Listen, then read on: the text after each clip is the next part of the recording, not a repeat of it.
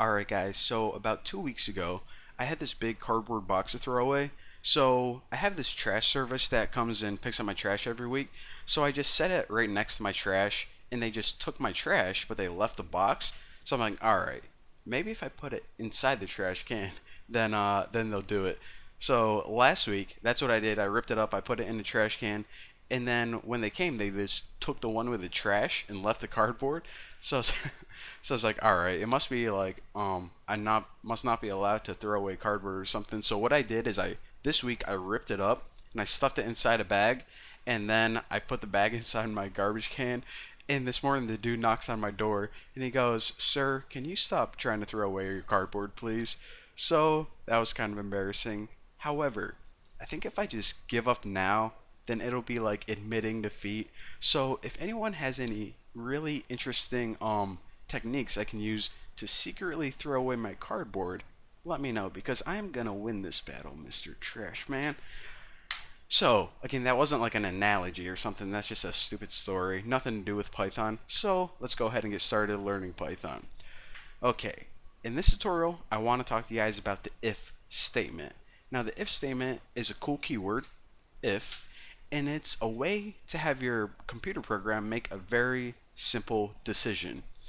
Now, pretty interesting, pretty unique if I just say that. So let's go ahead and get started. Now, the cool thing is, since we have this IDE, we can make programs longer than just one line. And whenever we hit enter, of course, it doesn't just execute automatically. So say that we wanted to build a program that takes a user's age, and we'll say that we're like selling beer online or something, even though that's illegal. We'll do it anyways.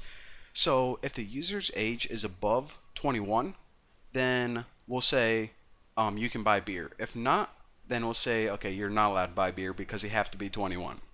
So what we need to do is we need a way to check this and execute some code based on another variable. Sounds confusing, but check it out. So whenever you want to have your computer make a decision, the first thing you do is add the keyword if. Now, directly after this, we need to give it something to test. So right now, we're just going to test if this age is less than 21. So if the age is less than 21, then we want to do something. We'll just like print out no beer for you since like they're too young. So right after your test, add a colon. Now hit enter, and you can see that your cursor doesn't go to the next line. It's automatically indented in one tab. Now anything that's indented in one tab, your computer knows, okay, only execute this code if this test is true. So this code that we type right here is only going to run if the user's age is less than 21. So what do we want to happen if the user's age is less than 21? We'll just print no beer for you. Alright, so this is a valid print statement, and it does indeed print text out on the screen. However, check it out. Whenever we run it, nothing's displaying in our console at the bottom. And that's because even though we wrote this line of code, it didn't execute because the age was over 21. So we didn't need to give him this little warning. Now, if we have some little kid who's like 13 try to use the site, it's going to say, okay, if 13 is less than 21, that's true, 13 is indeed less than 21, then that's when we want to print this, no beer for you. So whenever we run this, it says, okay, check this, and okay, that is true, so run this line of code. So again, whenever the test is true, run it. Whenever it's false, just move on. So it executes whatever down here. Now, what if we wanted to have the computer decide between one of two things? Because, of course, whenever the user is less than 21, we gave them the warning message, but what about for the people who are older than 21? How do we make them, use the site or something like that? Well, we can add another condition called elif, and this checks something else, and it'll probably be easier to see if I use a new example. So let's make a new variable called name. Hey, take it easy, caps lock. Name, and we'll set this equal to Lucy. So let's check if, we'll check if their name is Bucky or Lucy. How do we do that? Well, we already know how to check if name Now, I'll tell you guys about another type of test. So with numbers, we can do less than, greater than. However, since this is a string, we want to see if it's equal to something else. So the keyword for this is. So this is pretty much going to check this name and see if it's equal to something else. And of course, add your colon. So again, less than, greater than for numbers, and with strings, you can use this keyword is. You can actually use is when comparing two numbers as well. So what we're going to do is say, okay, if the name is Bucky, then print, hey there, Bucky. Now, in order to test another option, what you can use is the keyword elif, and this pretty much means else if, or it's just another way of having another if statement in one block of code. So else if the name is Lucy, print, what are we going to print for Lucy? Something ghetto, like, what up, loose dog. Alright, so, okay, I think that's ghetto enough. So pretty much it checks the name. If it's Bucky, print this statement to him. If it's Lucy, print this statement to him.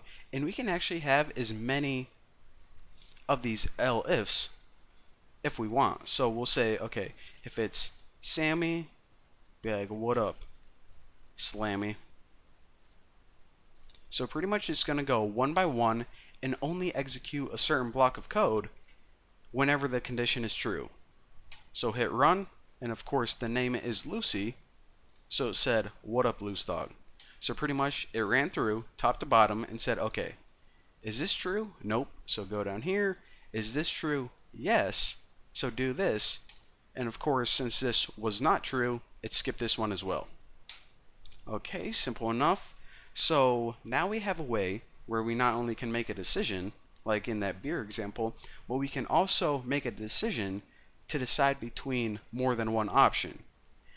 Now, there's one other thing I want to talk to you guys about, and that is, well, what if we ran through all the options and none of them were true, but we still want to execute a certain bit of code?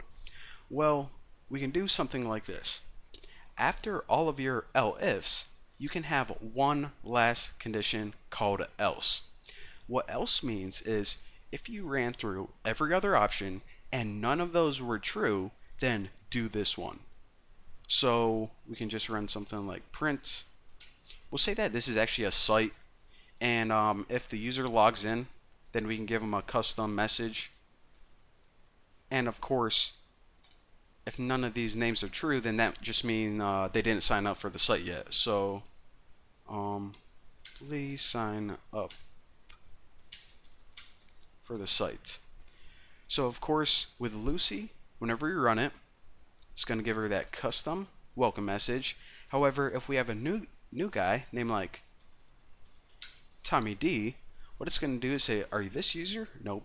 Check if you're this user? Nope. Check if you're this user. And since all of these options are false, whenever you run this, it's going to say, please sign up for the site. Alright, so I know that was a lot to take in, but that is pretty much how you can have your computer make one decision, multiple decisions, or multiple decisions with a default answer.